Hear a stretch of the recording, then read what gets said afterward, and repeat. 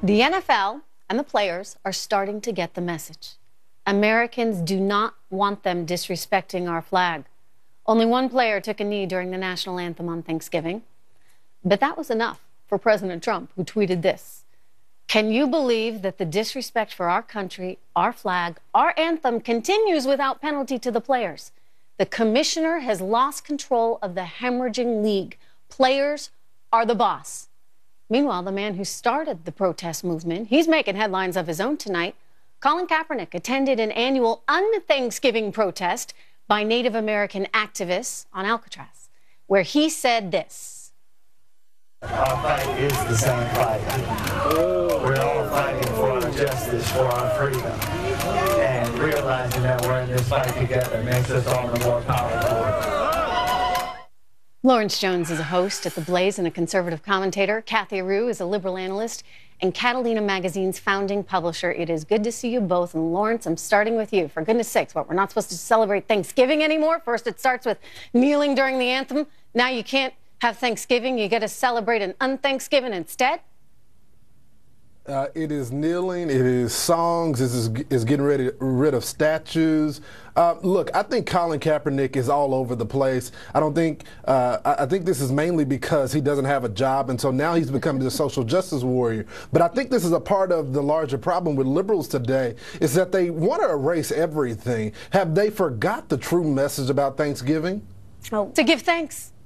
To give thanks, thank you very much. Right? I mean, really and truly. And that is, if you look back at what the Pilgrims were originally doing, Kathy, they took this opportunity to have this feast to indeed give thanks, because we are all very lucky to be here and have the opportunities we do. Right. Apparently, Mr. Kaepernick doesn't get that. No, but many Native Americans aren't getting it either. They're trying to say that this is a holiday that is an un-Thanksgiving. Let's remember their story and their plight. And Thanksgiving is not necessarily wonderful for Indigenous people in this country.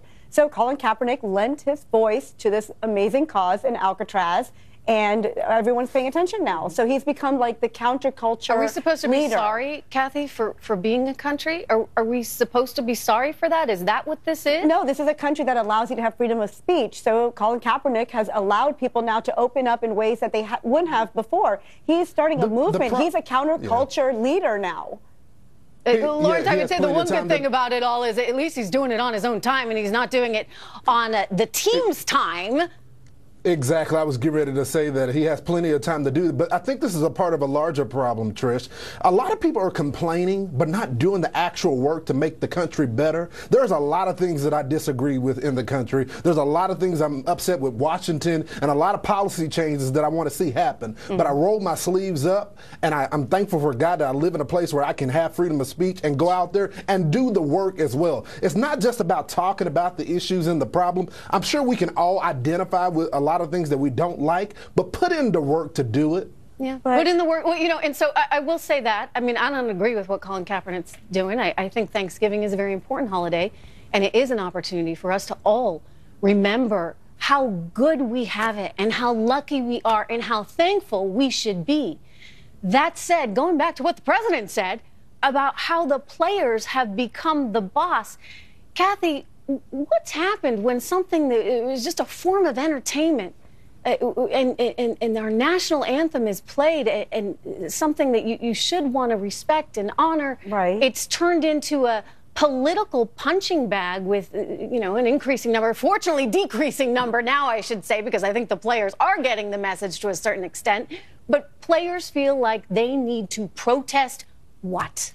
But this is in the memory of Martin Luther King. They're using their voices. They're speaking up. They're being Americans. They're using the freedom of speech. So I think it's quite beautiful that we are in a country where we... You don't have that on a football field. Why not? Why not? We do have it on a football field. Because, and thanks to Colin Kaepernick, it is happening on a football field. Well, so let me tell you why. Wonderful. Because it's a private organization. Yeah. It's a private organization. But those they're bringing owners awareness. own that team. They're bringing awareness. It doesn't matter. You don't have know. freedom of speech there. In other words, you don't go to Lawrence, someone else on somebody else's dime and get to determine that you have freedom of speech. It's a great stage. It's a great stage, and they're using it well. Well, it is indeed a great stage. And perhaps they are using it well as far as they're concerned. But I think the reality for those team owners and for the commissioner is that they've got a real problem on their hands. And, you know, people aren't going to tune in. We're seeing that with the ratings. That doesn't mean, Trish, Yeah. And Trish, that doesn't mean that these owners don't support justice issues. They just don't think it's the appropriate time. Right. Jerry Jones turned a $140 million investment to $5 billion. He does not want to risk that by having his team kneel during the national anthem. Hey, it's good to see you guys. Thank you very much, Lawrence and Thanks, Kathy. Trish. Thanks. Also tonight.